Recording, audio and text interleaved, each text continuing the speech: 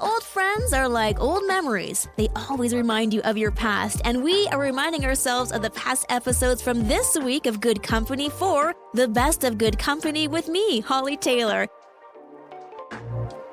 I'm Hollie Taylor, and I think having no fear also comes alongside just being willing to try new things and to put yourself out there. It takes a lot of courage to do that. And for Braxton, at 12, he thought, you know what, I think some of these cakes that I'm seeing online look pretty impressive and I want to learn how to do this. And so using YouTube, which I find so funny, but it makes sense. It's like a visual self-taught, DIY kind of adventure.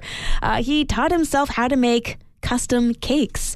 So he'd find recipes online and recreate them, and has been doing this now for a few years. And he does an excellent job. It's incredible seeing the fine craftsmanship that he has developed over the years, all because of YouTube. And now he sells them to people in his community.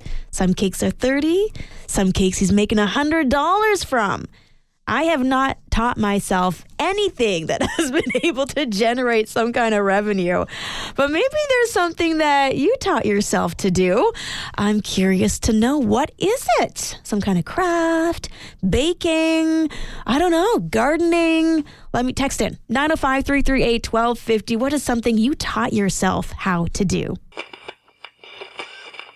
It's Hollie Taylor, and we're talking about those things that we have taught ourselves.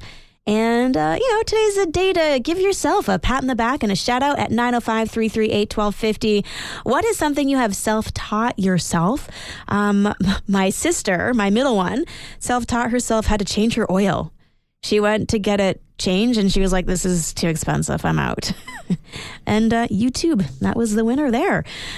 Producer Mike, anything you've self-taught yourself? Yeah, and it's not like how-tos. It's usually scientific rabbit holes that I get curious about. That's very on brand for you. So I'll end up on Wikipedia or something, just scrolling through, I don't know, black holes or something. And I started off on the rings of Saturn, and who knows? So I kind of follow the links on Wikipedia a lot. Yeah. And I end up learning just some wild facts that maybe one day I'll end up on Jeopardy. Yeah. I could win myself $100. You just never know.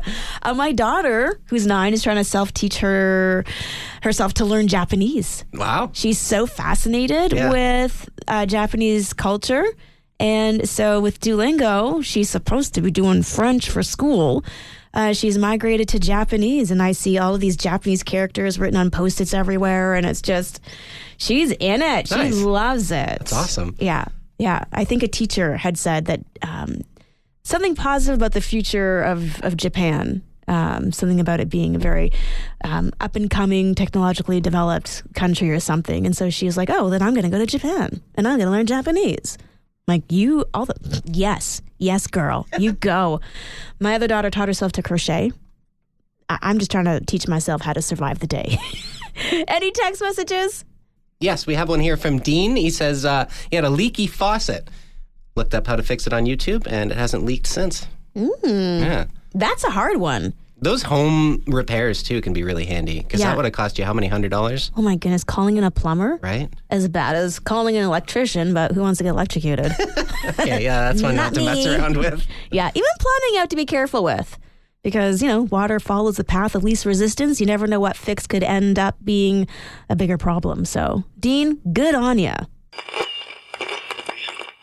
Okay, I think we've all heard of those fish tales, if you will, the ones that are often told by a grandpa or an uncle of their incredible adventures, and often it has to do with fishing. I caught this fish and it was a foot long. Okay, then you see the pictures and you're like, no. That's like a decimeter. That's not a foot. Good luck. But I've got a fish story for you. And this is a beautiful rescue story, as Charity was paddleboarding with some friends. This was in Florida, not here. But she happened to notice a crab trap buoy. Buoy. Thank you. See, did not grow up on a lake or by an ocean. And so she thought, that's weird. It's normally not behaving like this. It looks like something is just freaking out. She discovered a white outline of a shark, and it got stuck in this trap. Without hesitation, she went to the shark in the trap and untangled it and set the shark free. No hesitation. Just like, oh, there's a stuck shark. I'm just going to free it. I'm not. I'm going the other way. I know. I'm invading their space. I should just go. So that for me is an incredible fish tale. Maybe you've had an incredible story that has happened to you, and it does not need to involve fish. Just one of those incredible moments. Were you somewhere where something very exciting happened? Were you, I don't know, a part of a once-of-a-lifetime experience? What is it? 905-338-1250. Can't wait to hear your story.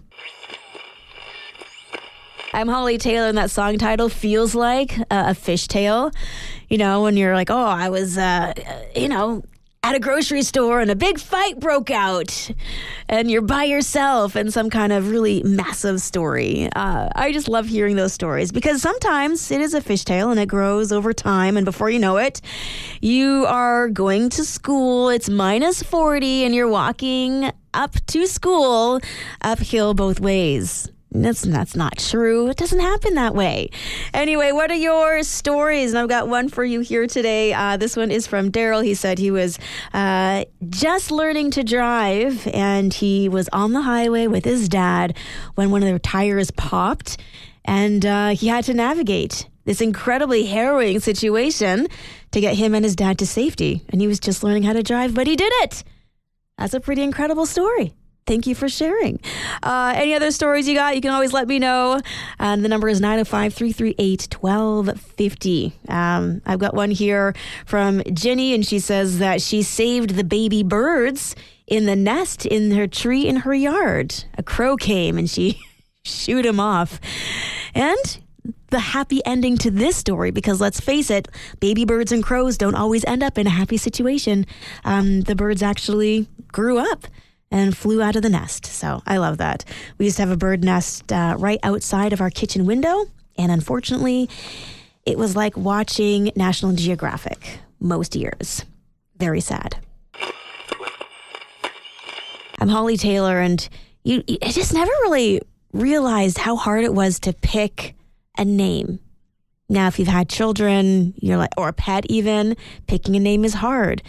But I think being able to settle upon a name, if you're an aunt or if you're a grandma, is equally as hard. Are you Nana? Are you Yaya? Are you Jima? Are you Mama? Are you Grandma? Are you I mean, honestly, there's so many choices. And what are you going to settle on? For me, are you an aunt? Am I an auntie? Am I just Miss Hollie? I mean, what do you select? Because Hollie and Auntie, like Auntie Hollie, it's a lot to say. So is it just Aunt Hollie? I mean, these are serious questions, but what a blessing to be able to be an aunt or an uncle, a grandma or a grandpa, and to be able to have a little person in your life that you're not 100% responsible for. You can always hand them back to the parents, and you get to love on them. So I'm curious. Did you have a hard time picking out a name? Aunt, Auntie, Grandma? Jima. I like Jima. That's just fun. Makes me kind of think of, I live on a ranch and we're going to Jima's house. Yeah. Text in 905-338-1250. What name did you decide to bestow upon yourself, or did the parent tell you what your name was going to be? A couple weeks ago, we were talking about the importance of the maternal grandmother and how a child can get such great safety from that relationship. But what do they call that grandma? And that's what we're talking about today. The names bestowed upon aunts and uncles and grandma and grandpas everywhere. It looks like we already have a text message. Producer Mike, what do we got? Yeah, we have one here from Janine. She says she has a newborn granddaughter. She's not talking yet, obviously, but she's already decided on a name. She wants to be called Glamma. Glamorous Grandma. Ooh. I kind of like it. It's got a good ring to it, eh? That's fun. That's a far cry from my grandma who had like the perm. Yes. But that was the style. I mean, look at the Golden Girls. Yeah. They weren't that old. They were pretty young. And yet, man, just... give them longer hair and get rid of the perm and they look like 10 years younger. But I love that. Glamma. That's cute. My grandma was Graham.